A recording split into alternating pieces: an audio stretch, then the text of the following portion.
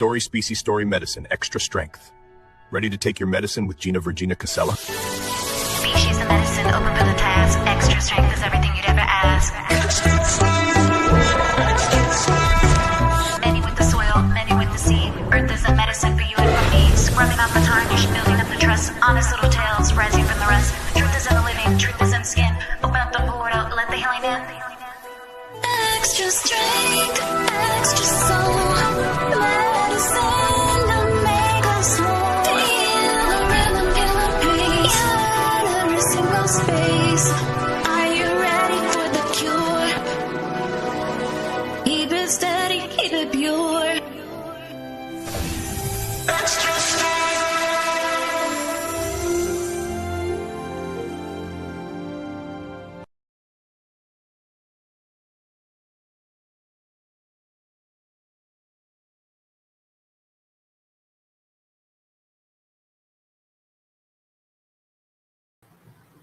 Hey, Dragon Dreamers, Gina Virginia Casella here. Hope you're all having a fabulous day. And today we have a real treat. Soma ARah, one of our Dragon speakers for our upcoming conference, Summer Daze, here with me live today with you. Today we're going to dive into Soma's story medicine. I've got a little biography here to read, but you know, what's really special about Soma is, like many of you, and myself included, she experienced some trauma, and then it triggered her, and that began her relationship with the Pleiadians, only to discover that she always had a relationship with them. And so, like many of you, how many of you can relate to Soma and feel alone because you don't have anybody to talk to about it, or because, you know, in your family, you're not allowed to talk about that kind of stuff, right? And so stories are medicine. We're a story species. Just before I bring Soma to the stage here, let me read you her biography. So if you're not familiar with Soma ARah, Soma is a galactic light worker and Pleiadian channel. Soma is Pleiadian and Lyran starseed hybrid with a profound mission to assist humanity during this era of ascension. Known as a Pleiadian ambassador and warrior of the heart, Soma has served as a channel for the Pleiadians since childhood, sharing their wisdom to inspire, uplift, and guide humanity. She helps to guide humanity towards higher frequencies and a new earth. As a healer, visionary, and intuitive, Soma embodies many roles. Ascension guide.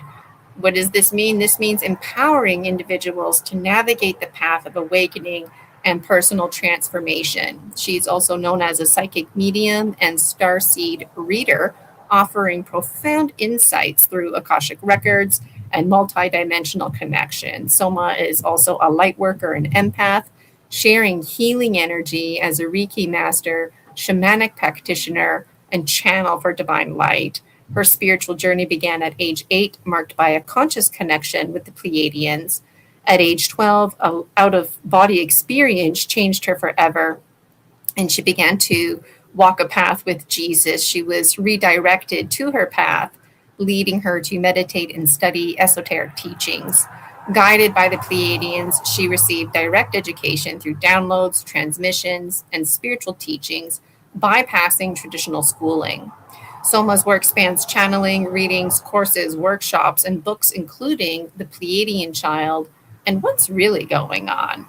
She is the CEO of Cosmic Starseeds Academy. Her mission aligns with the ancient galactic collective, often referred to as the 144,000 dedicated to raising planetary frequencies and creating harmonious new Earth. As Galactic Grandmother April Cordner described, chosen by our ancient galactic cousins to communicate the messages for humanity. Soma serves as a beacon of light and transformation, inspiring growth, healing, and spiritual awakening. There's so much to say about Soma, and today we're in for a real treat. Hi, Indian M1020. I see you there in the chat. Soma, let's bring you to the stage. A big, warm dragon welcome to you. How are you doing today? Hello, Gina. I'm doing really well. All the more better for being here. Well, we're so pleased to have you. And this Thank Saturday, you. you're going to be... Oh, go ahead. There was an overlap. Sorry. Oh, no, that's okay. There's a little bit of a delay. I'm just delighted to be here. And I'm delighted to be one of the speakers at your events that you have coming up. What I'm really looking forward to is getting to share with your audience some of the reality of our true nature and who we are and where we're from and why we're here and who we're connected to, within the universe and all of that. I'm so looking forward to it. Yes, and for those of you who don't know, at some point with Soma today, I'll show you the Buy Me a Coffee post that went out. It has all the special links and images there. And one of the images is a special message that Soma provided. I asked all the Dragon speakers to provide a special message. And I don't remember exactly the words, but it was something like, we were always here. We've always been here. And it reminded me of a saying that I work with. We are the old people. We are the new people. We are the same people, wiser than before. And when I read your special message, I thought, yes, that's in alignment with me. Like, we're the Pleiadians, we're everything. Do you want to talk about your special message a little bit, or? Yes, please. Yes, I would like to. And it very much resonates and ties in with what you're saying now and with the energies that you bring as well. The message came up there. I come from Lyra, Pedro is saying. Yes, amazing. Pedro's amazing. From Lyra. Darcy. Yes. Yeah, and I can really feel that energy of him, the Lyran energy. It's funny how and you will know this as well. It's funny how we can be seemingly so separated, like we can be in such a far distant places, and yet we have this amazing technology that connects us, and we're able to read for people regardless the distance, or even the time distance doesn't matter. If someone's passed away. But yes, so recently I've been getting messages to do with dragons and also the elementals and unicorns and giants and the Sasquatch, but most particularly the giants, which seems to be an integral part of your work and what you do. And we are all individual. Our missions are individual. So mine would be more to channel the Pleiadians, and your energy very much feels to me like that there's a whole dragon element there. So although we both have this awareness and ability to read for people, and we're of course aware of natural laws and a lot of the things that we've been lied to on a mass scale, we are aware of that, and we are psychics and mediums and starseeds and blah blah blah. But when you bring it down, we have an individual, unique fingerprint, imprint, mission to bring forth certain energies that we really resonate with and connect. And with you, I feel it's dragons.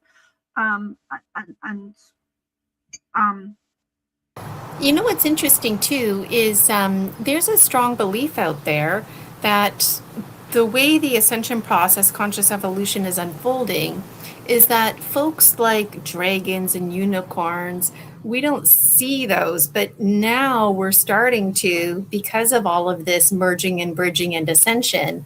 And so people out there might see like a dragon in the sky, or they might see something in the water that takes shape. And they might also think that they're losing their mind or something like that, when really, in truth, they're just being exposed to the truth and what's really there. And they don't have anybody to talk to about that. And it's interesting that you mentioned giants because both giants and unicorns, they haven't presented in my book series or dreams, but I feel like they're very much part of that family, if you will. And it's almost like the dragon is so big and gigantic because it's part of that giant family when everything was just big and gigantic, you know? So there's a lot of layers that you just um, opened there, if you will. And Pedro was saying in Brazil, there is a royal Garda. They are called dragons of freedom. I didn't know that, Pedro. That's interesting. So, Soma, tell us a little bit about Jesus and the dragons, because you've mentioned that before. Yeshua, excuse me, is what you call him. And I didn't know that. And when we were chatting about dragons, that came into my, see, the problem with Soma and I is that we really need like 500 hours to do a show because our conversations go in different directions.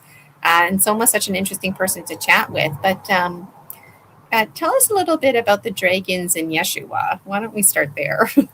Okay, let's start there. So one of the live, I often do live channelings, and within that often comes new information, not just for my audience and other people's audience, but also for me. Like sometimes when I'm channeling, I'll be questioning things and saying, oh, I didn't know that. And one of the messages I had, which I find really fascinating, is that not only were dragons real, but Yeshua or Jesus, I call him both, were real, and he had dragons, and he wouldn't.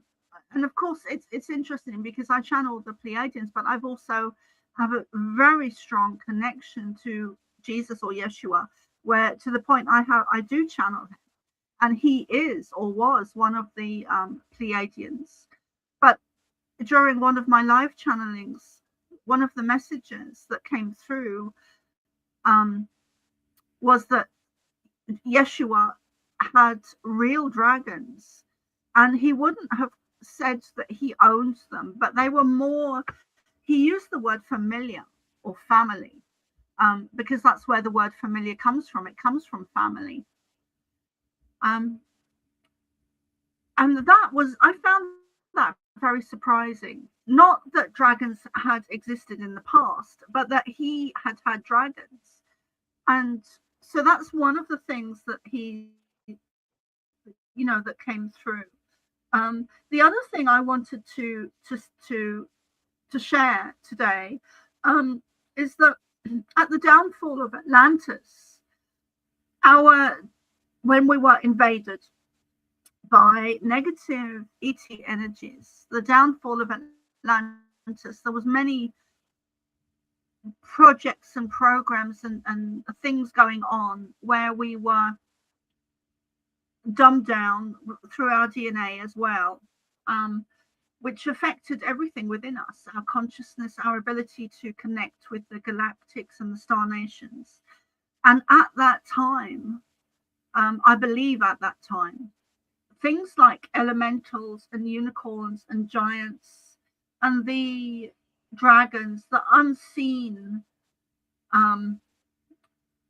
nature fairies and spirits, all chose to become non-physical and move into a higher dimension in order to survive, because the reptilians were going to make everything extinct completely, where they wouldn't have been able to move into a higher dimension, so to speak.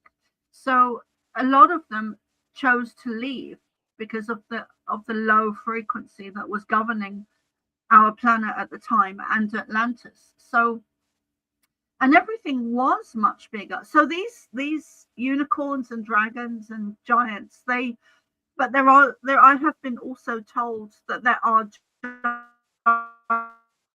giants that still exist physically in Scotland, of all places. And the one I saw was very he had red hair, so he looked Scottish, you know, with the red hair. So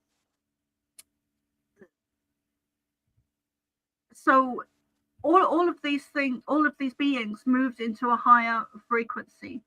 And there was a time when the earth was much smaller, and everything was much bigger, everything that existed on the earth. So the trees, the birds, the plants, the insects,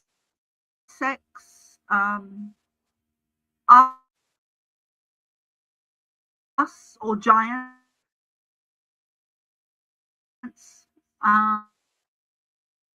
You're cutting out a lot, Soma. I'm going to remove you from the stage and bring you right back. Hold on a sec here. Okay, sometimes this helps. Okay, Soma, you keep cutting out. Try again. I wasn't able to hear you there. Something was up with the internet. Okay. How is that now? It's still kind of cutting out a bit. Better? Let me try now. Yep, now I think it's better. Yeah.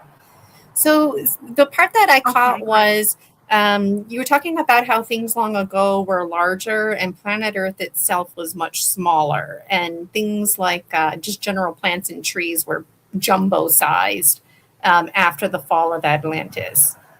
That's what I caught. Okay. So, yes. So the Earth was much smaller, and everything that existed on it was bigger. And in order to control us, they got the reptilians who invaded us at the before the downfall of Atlantis, which caused the downfall of Atlantis. They began to change our DNA and the DNA of many different beings. And what was interesting is I was walking along today and I was looking at the plants, and I was questioning because I was questioning, but I'll bring that in a little bit. So one of the things that they've said is that the Earth has really been adapted for humans. It's not something that yes, it's something that evolved naturally, but it has been adapted by beings like the Pleiadians. But also the negative. The plants have been adapted for us. The size of the earth has been adapted for us. The air, the sky, the sun, the moon, everything is working perfectly. But it's not even a natural thing. They were interferences, both positively and negatively. But I'm talking about including others like to suit us. There's also a belief that we came from Mars to Earth, and so I'm not sure. I guess it's around the downfall of Atlantis when the Earth was adapted for us. Although there's two streams going on there simultaneously, or perhaps it's previous to that. The Pleiadians have said that they adapted the Earth to suit humanity, to be more sustainable, to be more breathable, to be more livable. And I was walking along today and I was looking at the plants and I was thinking to myself, where did the plants come from? Where did the trees come from? Because because many people would question, where did we come from? I have an understanding of that because of my connection to the Pleiadians and my channeling. I have an understanding of where we come from and why we're here. But my question to myself earlier was, who created the plants? Who created the trees? Who created and I've never really asked that before. But when you look at everything within nature and remedies, everything and even weeds, everything is designed to be of benefit to humanity. So that's one of the reasons I was questioning myself lately today, because I've been really getting into remedies and things. And every plant, even weeds, there's some benefit there to us. And I don't think that's a natural thing. I think that is designed like we were designed to, and I think the plants were designed to really benefit our health. I think they, the beings like the Pleiadians would have created nature itself, not just us and not just other beings like dragons or giants or elementals, but the whole thing, all of it. Yes, and thank you for clarifying that, because I was just going to ask you if that's what you meant, and that is what you mean, is that this whole planet Earth, not just the people, animals, fish, everything, insects, but the actual plants and trees also created, and with the intention that it's like a math equation. The plants and trees give to the people animals, and then the people animals give to the plants and trees. And when I think about things like scientific changes and evolution, I think about our relationship with the earth and our sovereignty, because what might seem really gross is a really beautiful thing. Cow dung comes to mind, good old cow poo, feces, because traditionally cow dung, for example, is very clean, even though it's feces. It's very clean because the cows eat clean organic food, and whether we eat the meat from the cow, it's clean meat because it's organically fed, and when it goes to the bathroom, it's providing organic substance for us that even people today in parts of the country will use cow dung to put on their baskets and whatnot, kind of like to seal it, and also as a fertilizer. They touch it with their hands. They're not concerned about it. But here in North America, if I started playing with cow dung, it has like a completely different, it would be gross. You wouldn't do that with cow dung here in North America, because we're not feeding it organic substances like before. And so it just makes me think all kinds of things, like where are the Pleiadians and the scientists to update our food? Where are they in this food crisis situation? And that could be frustrating. The classic case, like where did Yeshua go when he had a dragon? And where did this, it opens up more and more questions, right? Like, that's why I like hanging out with you, because it's questing. You go on a quest to get answers, but then you end up asking more questions. And really, that's the whole purpose of going on a quest is getting more questions. Because I took notes when you were talking, but it was like, also when you were talking about the plants and trees and who made us, well, there's like a progression, step 1, step 2. Like, you can't just give a baby a steak dinner. They don't even have the teeth, or, they can just suck on it at best. So even food-wise for our species, because we weren't always Homo sapiens sapiens, even if we got into a conversation about chromosome 2 and scientists messing up our genetics, but at some point, like, there were no ape species whatsoever. We were all like simple cells and organisms. Because the mushroom kingdom predates the plant and tree kingdom.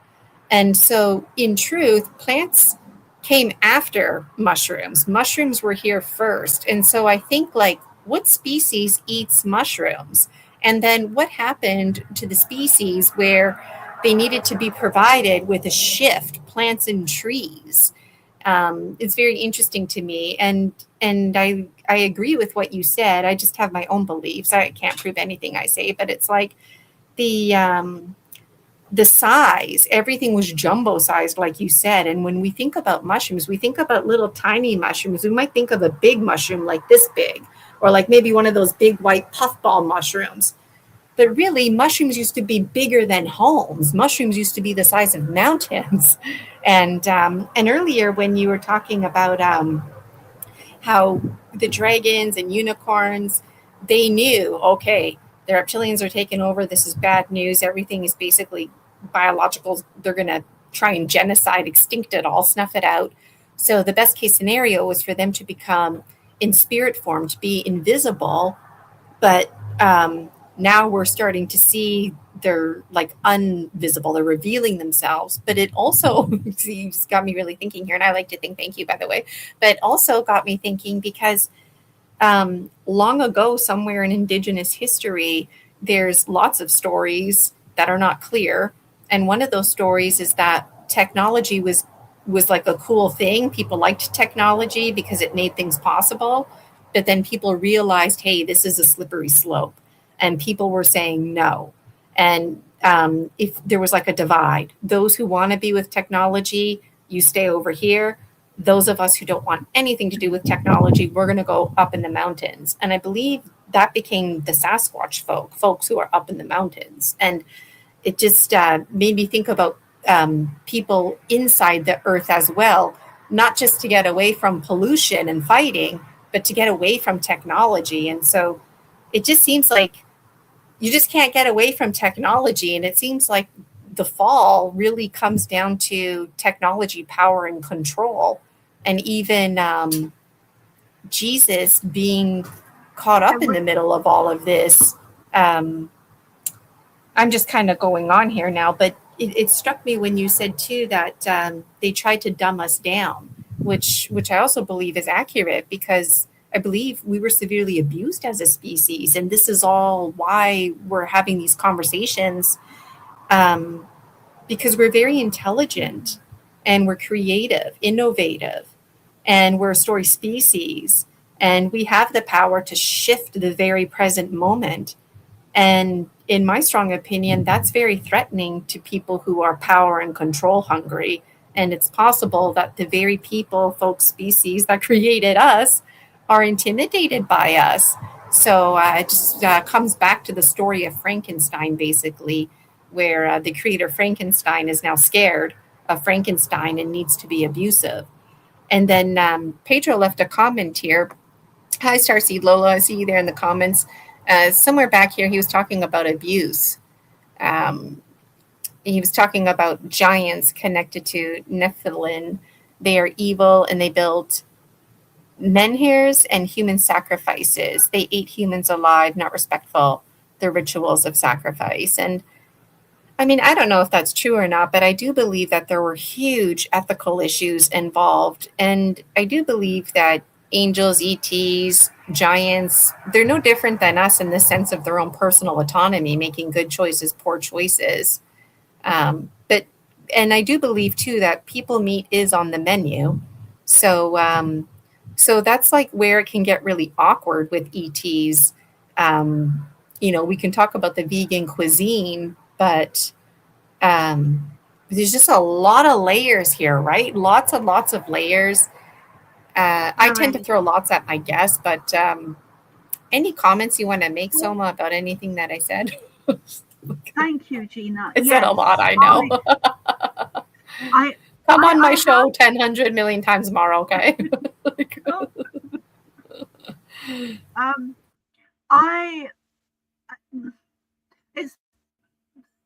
here's the thing: we have good humans and bad humans on Earth, and the same is for the reptilians, and I believe the same for the giants.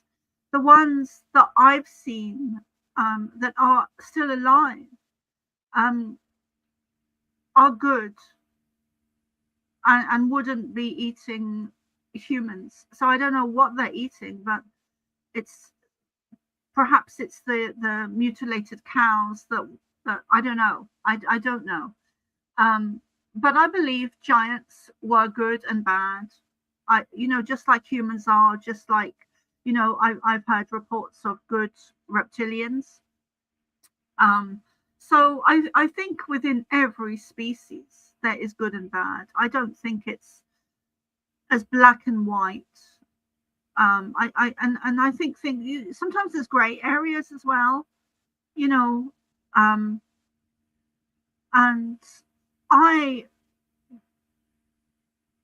would like to ask if you would like to, perhaps we can do a Q&A if people have questions about anything. Yeah, there's always questions. We already have some questions here in the chat, but just before we get to questions, let me highlight you on my Buy Me a Coffee. Let me screen share here because I want to make sure I show you off a little bit and let everybody know about how you're speaking at the conference. It should be up here. Okay, just pulling this up. Okay, let me remove that. I don't know what that was. Okay, try this again here. I know it works. I know I can screen share. So I just wanted to say a big fat hello to everyone watching now and in the future. And if you have questions, do come and ask. Don't be shy. I'm really delighted to be here and to connect with you through Gina. So yeah. Yeah, I mean, we can ask you questions all day long. That's the thing. Okay, let me, just before we take questions, I did see some in the chat there and some comments too. So this is my Buy Me a Coffee page. If you go to today's post, you will see Soma ARah right here, number 24 on today's show, Story Species, Story Medicine. I post on here pretty much every day. So you can read Soma's biography. Her link is there, somaarah.love/cosmic-starseed-academy. It's in there, but also these are the pictures that I wanted to show you. So that's just the thumbnail for today's show. This is what Soma will be talking about at our conference this Saturday, Summer Daze, Pleiadian channeling, a contactee and channel for the Pleiadians since childhood. So Soma's not going to go into the actual details about her trauma, but she's going to talk about how voices and communication started coming to her and how that relationship built over the years. Here's the special message that I was talking about earlier. This is from Soma. We are not alone. We have never been alone. We do not come from Earth. We are the ancient aliens. We are the Pleiadians. We are the children of light.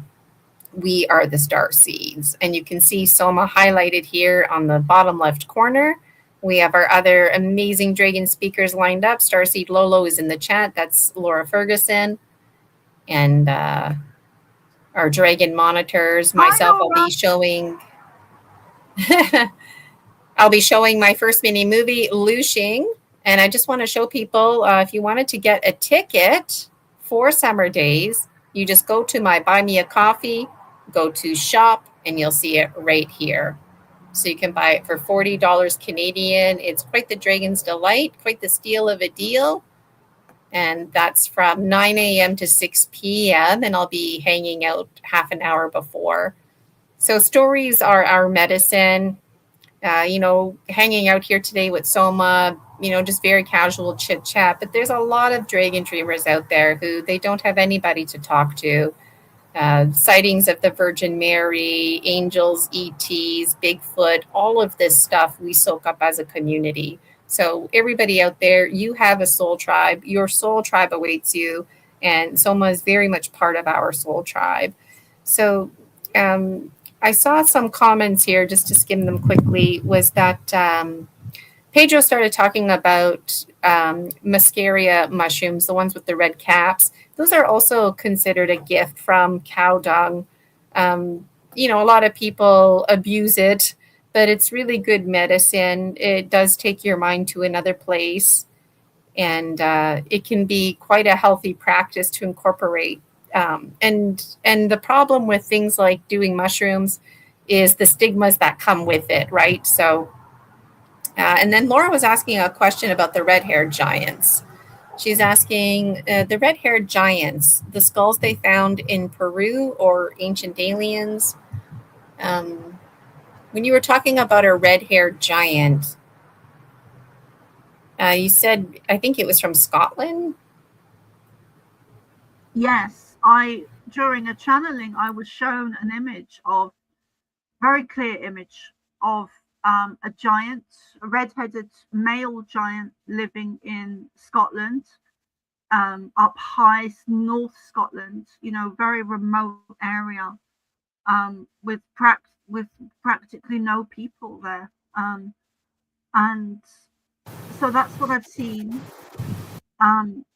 So the giants are not completely extinct. There are still giants. And yes, the red-headed giants and the skulls have been found in various different places. And also at the Smithsonian Institute there's been reports of them where they've tried to, or have, taken the large skeletal remains of giants and taken them out far into the ocean and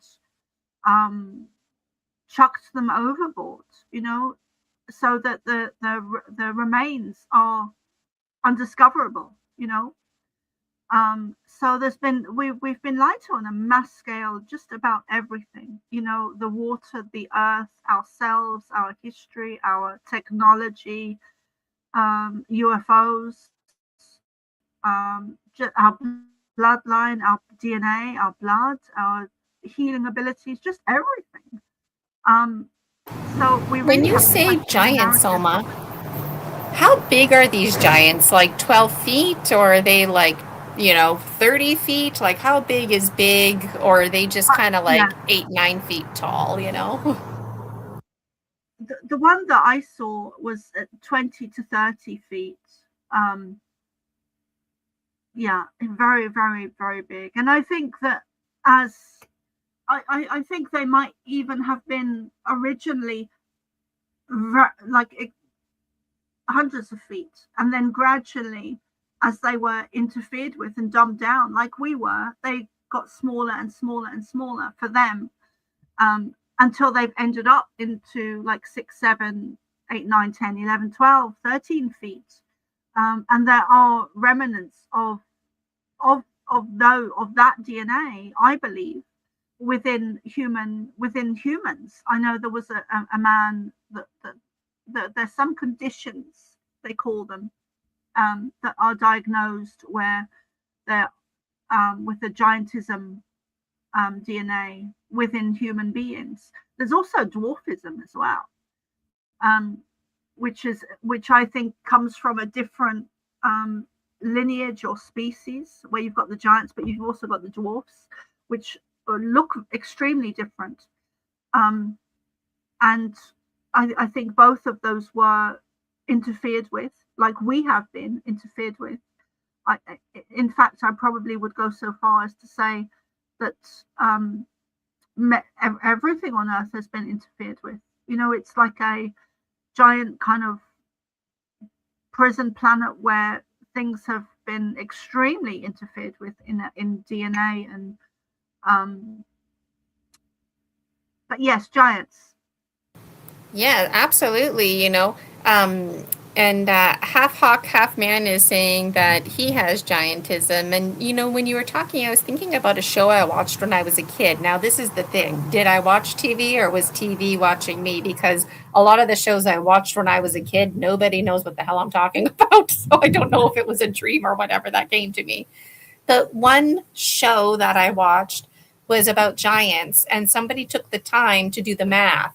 And it was about, could giants have existed once upon a time? And there was all these rocks, and they were basically trying to say that these rocks could function as furniture, just like you would sit in a couch. And when they looked at the math, it was consistent that, yeah, this would be for an arm. Yeah, this would make sense for a leg. And that there was like a standard size that was created. And of course, all these rocks got knocked over and whatnot to destroy any evidence. And then I've also heard stories where even today they're excavating giants like all of the time. It's very normal, but we don't hear about it because they're immediately like crushed up and everything.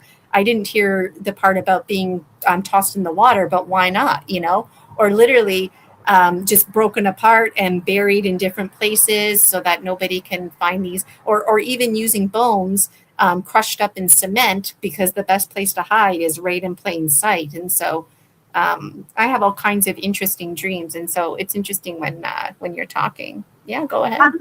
Yes, there's also reports. So there's two things that's coming to mind as you're speaking, Gina. One is the question of pink Himalayan salt, and what is that really? There is reports or theories, and I don't know if they are accurate or not, but there's reports of the Himalayan salt actually be coming from remnants of giants.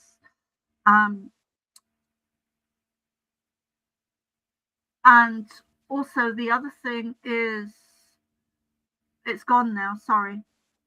The other thing, so it was salt, and also, yes, thank you. So the other thing is, I'm saying thank you because they're telling me what I forgot. But the other thing is, there's been reports of, and I think it was through Michael Tellinger that I might have heard it online, where some of the statues of human beings have been broken off, but it looks like it was at one point, it looks like it was actually human, because you can see the insides of what was once there, which of course has been turned to stone now. But there are reports of, that there's writings in the Bible of human beings being turned to stone. So, and Michael Tellinger, if people are interested in that, he has a lot of information on, or some information, because he's evolving himself as he's discovering and learning about these things and sharing the teachings. And one of his questions is, how old are some of these fossilized evidence, of whether they be giants or stones, or, that's one of his questions, is how old are these really? Because the dates are not correlating to each other.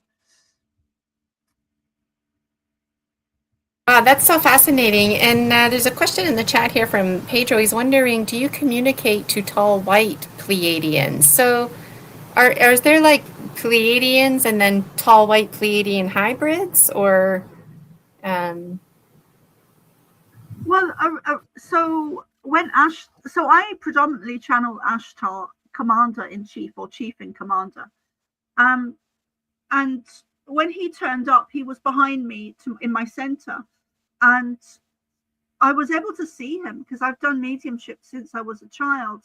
And to me, he just looked like spirit, but there was an extra quality about him. There was an extra brightness. But I never really questioned it at the time. And I actually had to Google who he was, because I didn't know at the time. I'd forgotten. But he said, "Hello, I'm Ashtar." And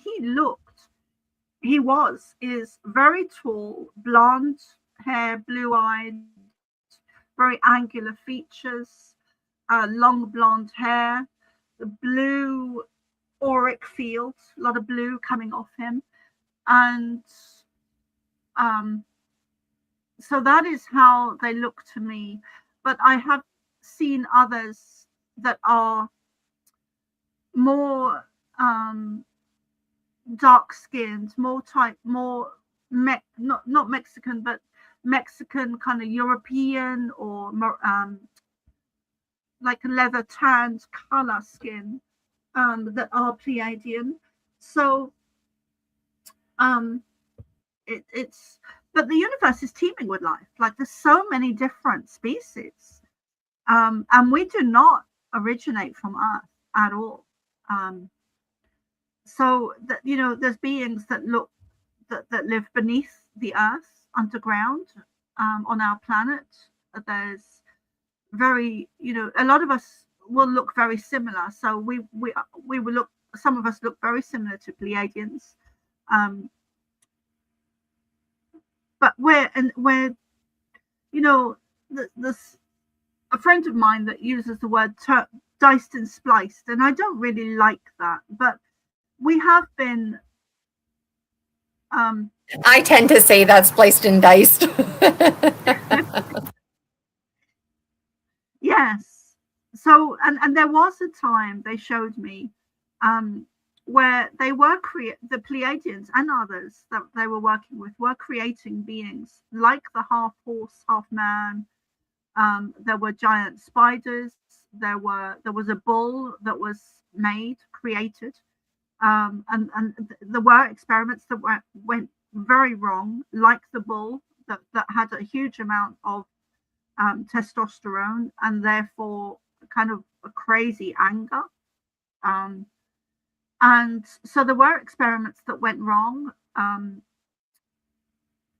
and the dinosaurs were.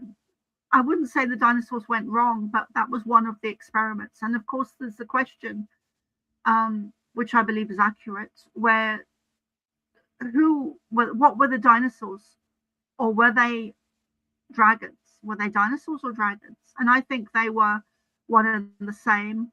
I think the word dragon was replaced with dinosaurs.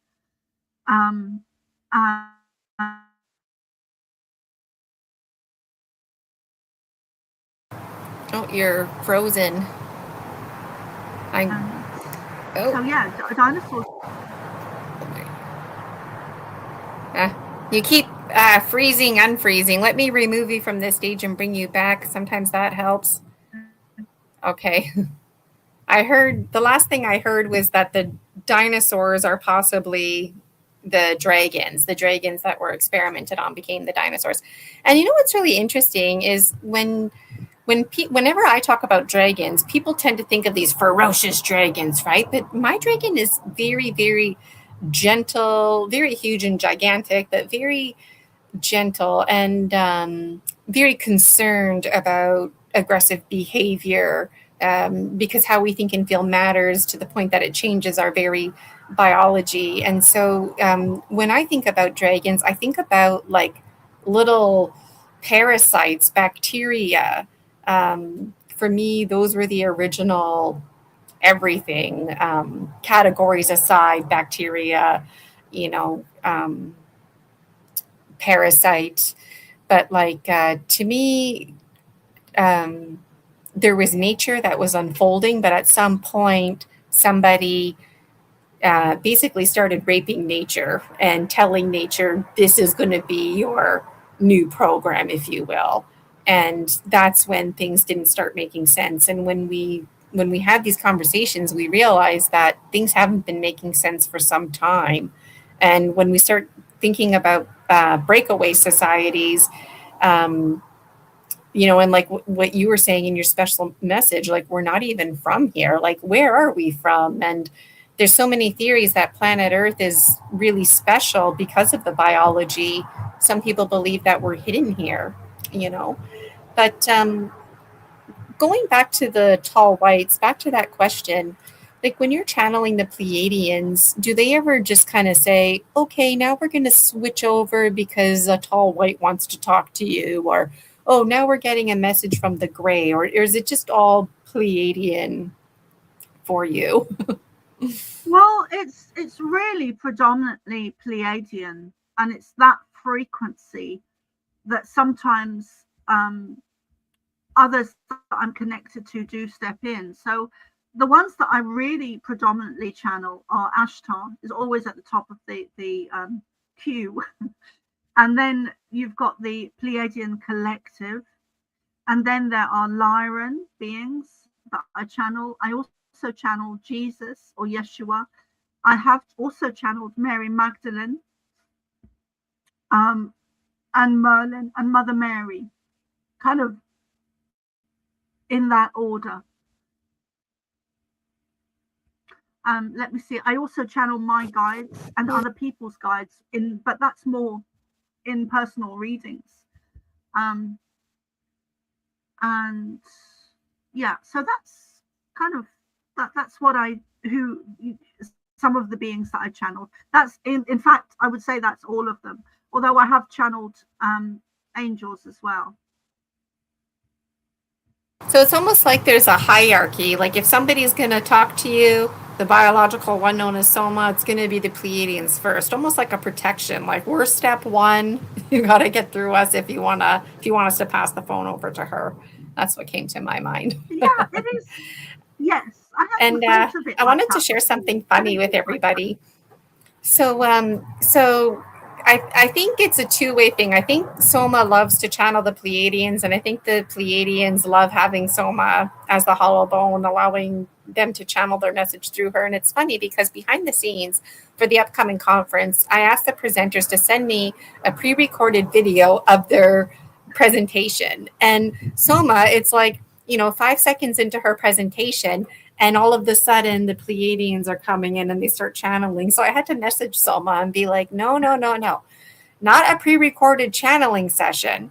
So we had to like tell the Pleiadians in a nice way that Soma, the presentation is about her. It's not about the Pleiadians, even though the Pleiadians are part of that presentation, because on Saturday, Soma won't be channeling the Pleiadians, which might throw some people off, because it's going to be Soma talking about Soma and how the relationship developed with the Pleiadians. And so I just thought that was hilarious. But I was wondering if the Pleiadians had any special messages for us today, knowing that we won't have a chance for them to channel on Saturday. Yes, I'd actually made a mistake there, because I thought I was channeling on Saturday, but I'm happy to do that today. Yeah, if there's a special message that's coming through, we'd love to hear it.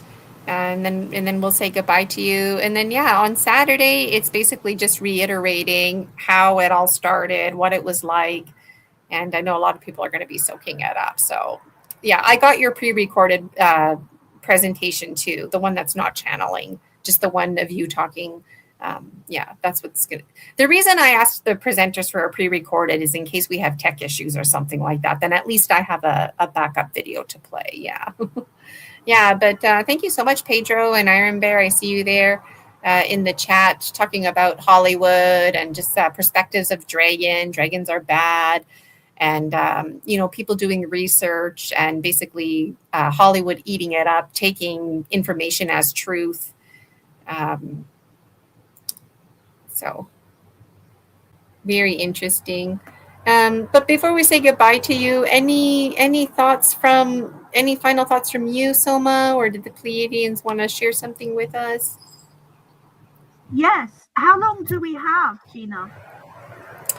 Well, it's been about an hour. I know you've got another show there, so I would say maybe another 15 minutes, somewhere in there.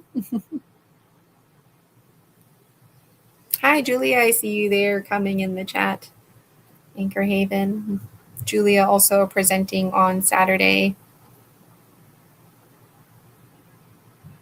Oh, let us get straight to it, as time is of the essence, not just in this now as we are connecting with you, but also on a grander scheme of things. Things are on your planet happening extremely at a vast, rapid pace. You are evolving in a seemingly very short space of time. You are in an ascension process right now, and you are accurate in your description earlier when Soma was saying how you are not from your planet. You are a multitude of the universe. Thank you. Is a multitude of different species and races and beings. You are not from your planet originally. We created you in our likeness, as we created many different beings, and some of them are on other planets, other star systems, other races, other species. Your universe is teeming with life, and we are not the only creators. There are many creators, such as Syrians and Lyrans, our brothers and sisters, the lion energy. You have been lied to on such a mass scale that the truth is unbelievable. And within that word, you will find a lie,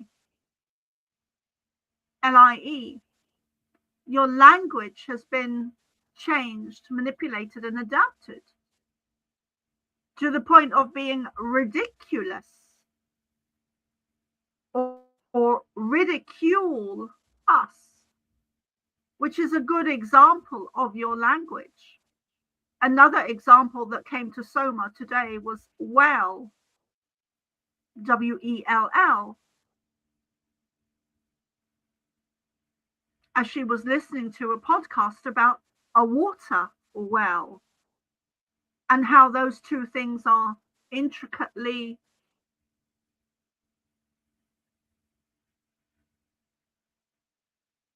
the same meaning.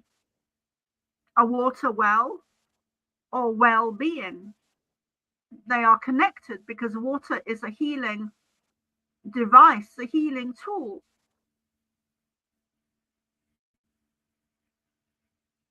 One of the things we would like to share with you today is that you are different. As starseeds, those listening to this, to us now, your technology is amazing.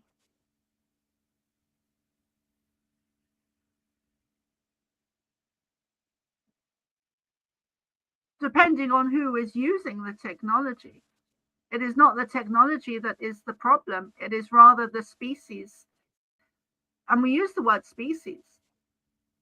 It is rather the species that is using the technology and where they are present within their own frequency and vibration, their own evolutionary period. We see your world. We see how many of you are still affected by the darkness that is coming to the surface and to the light. And we would say your individual frequency, you are in control of it. We've often spoken of love being a frequency that is measurable and therefore creatable within yourself. You are creator beings and you have the ability to, more than the ability to change your own frequency. For example, a depressed person has the ability to change that frequency to a higher state of being. They may not be aware of it, but that is a natural law. You are creator beings. You get to create, you get to choose everything, including your own frequency, especially your own frequency. And in these days now, that is crucial, that you expand your own frequency of love and step into that in order to maintain the craziness of your world, of your planet, because things have not got darker, so to speak, but a light is being shone on the dark, so the dark is coming to the surface. However, we will add, and Soma has noticed this herself, we will add that there are technologies used on your planet these days, very recently, where there are some very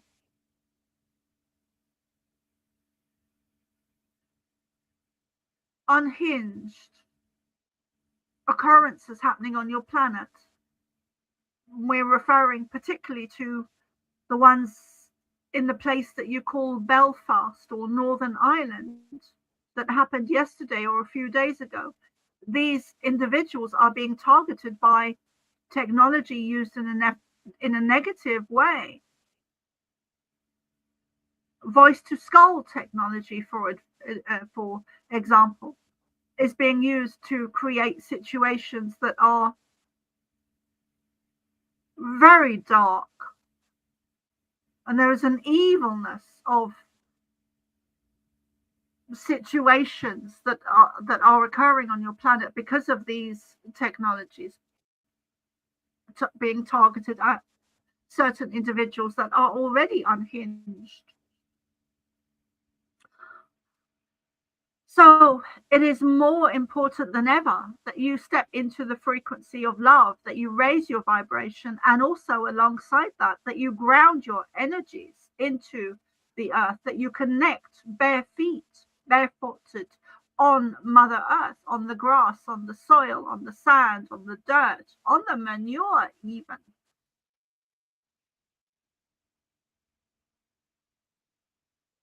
We love you. We are the Pleiadian collective with Ashtar as our Ashtar commander-in-chief, or chief and commander as our spokesperson. We leave you today with the frequency of love, of light, of sound, of music, of vibration, of upliftment, of joy, of love, of laughter. We leave you with love.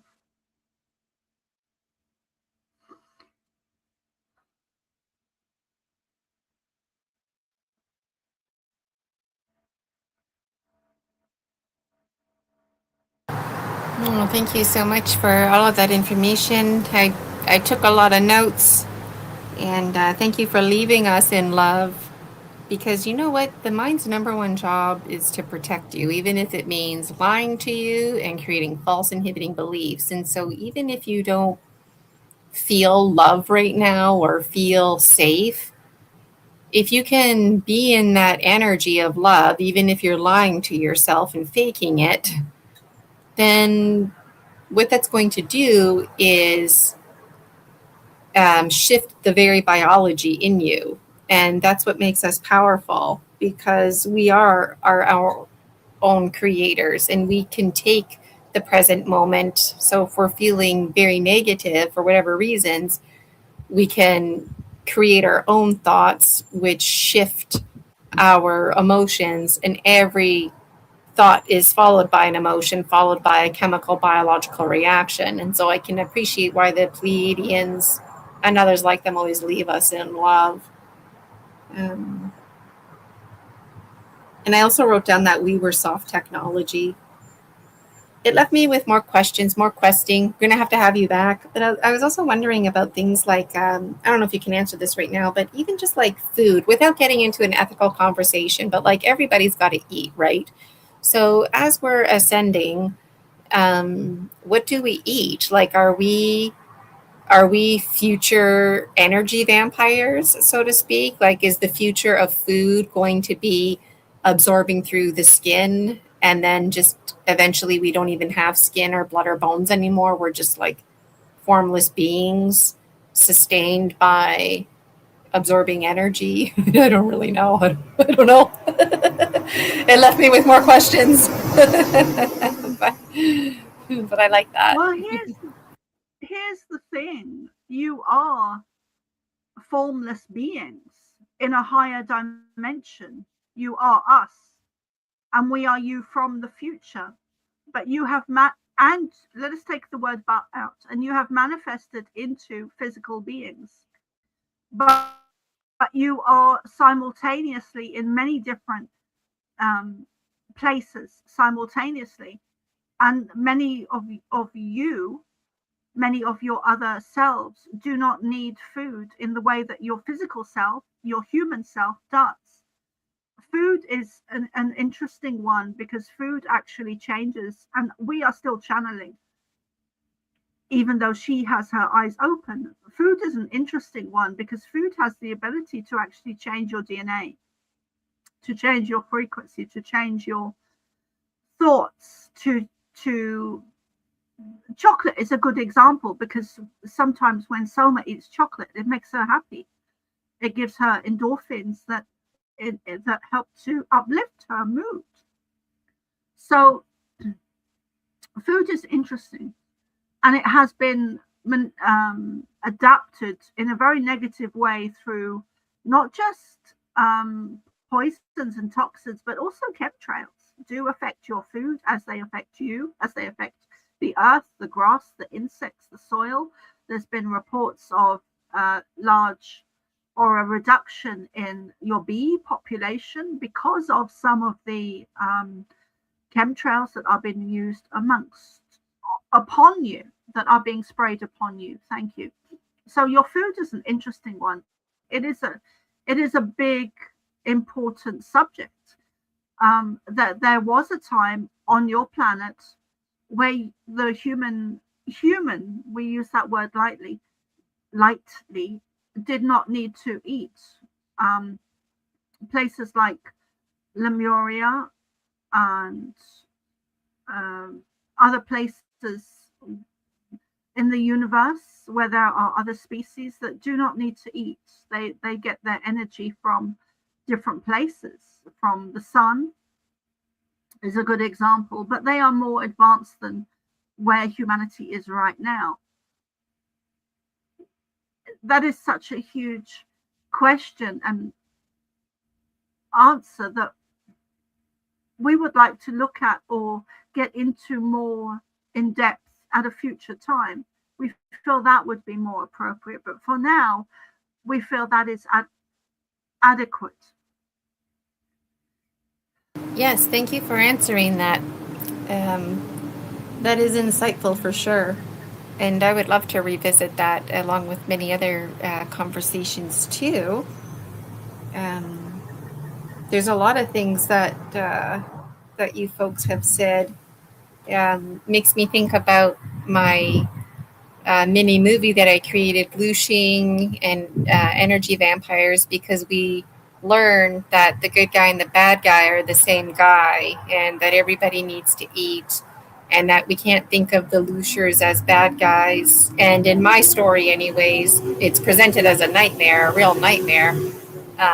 But ultimately, the Grim Reaper and I have a conversation, and he explains to me that, when the Lushers killed the children, they came in and they killed. There was no suffering, and it was like true predator nature where they hunted and took down.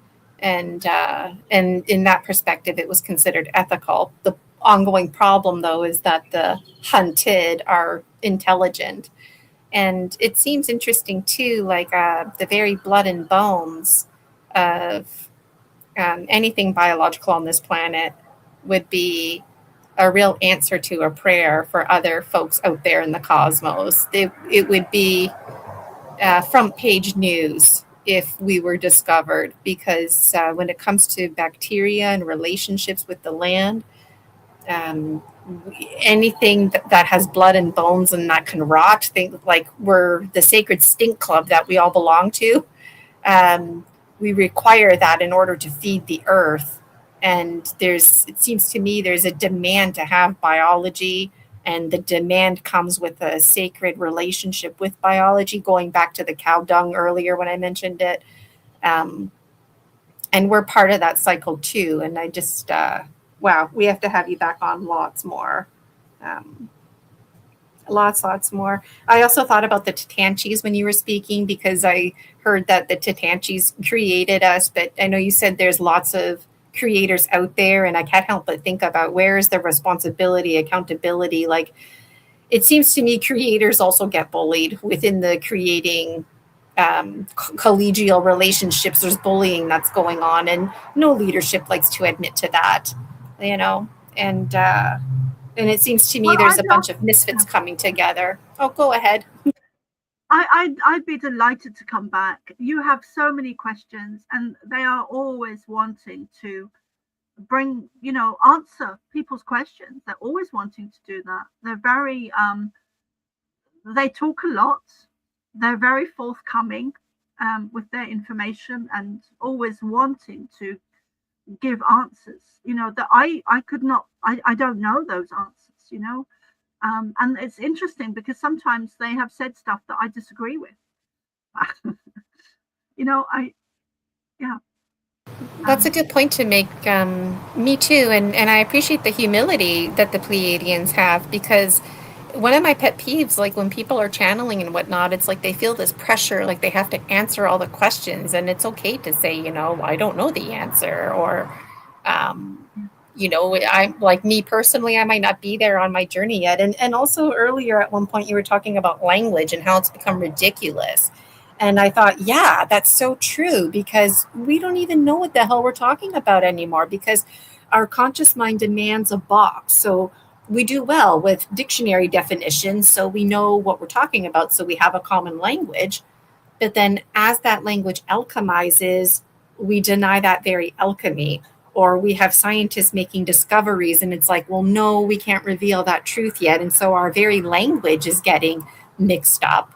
And knowing that we're a story species and how we require language, we require all the elements that belong to a story, the beginning, the middle, the end, the archetypes, the symbols. Like, to me, it would make sense that we were created to be a story species. And I could see like this business of language being medicine, but also language in itself becoming toxic, and makes me think about feelings being weaponized. And so I'm just very wowed by this, and I like thinking about thinking. And so I thank you for being here today. And I feel like we're just getting started, but we need to do like a 10-hour marathon or something, I think, just to hash out all this talking here.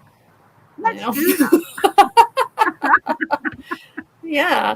So any final thoughts, Soma, before we say goodbye to you or the Pleiadians? I don't know if you're still channeling. I thought you were done channeling last time. Sorry.